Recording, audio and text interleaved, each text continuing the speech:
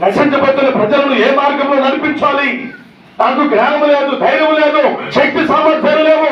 ఆనాడు మోషే అయితే జ్ఞానము కలిగిన వాడు, దేవుని భయము చేత బ్రతికిన వాడు కనుక మోషే నడిపించాడు. నా వల్ల ఏమో కాదేమనుకున్నాడు యెహోషువ. ఆకాశం ఉందన్న యెహోషువ దగ్గరికి దేవుడు దిగి వచ్చాడు. ఏమంటున్నాడు? యెహోషువ, నీవు భయపడవద్దు, ఆమె నిన్ను విడువను.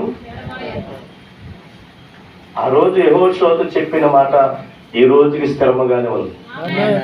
నిన్ను విడిచిపెట్టలా ఆయన, నిన్ను విడిచిపెట్టలా, నీకు దూరముగా లేడు ఆయన.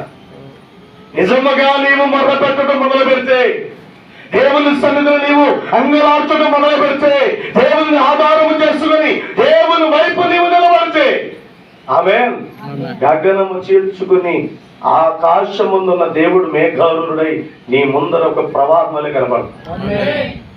దేనికి కూడా భయపడడం అవసరం. హల్లెలూయా. దేనికి కూడా నువ్వు కలవరం. ఎందుకు తెలుసా? నీ కుటుంబం పురుకొల్పబడితే దేవుడు నీకు యెహోషువకు తోడుకున్నట్టు ఉంటాడు. ఏమని దేవుని బిడ్డలు ఎన్ని మాటలు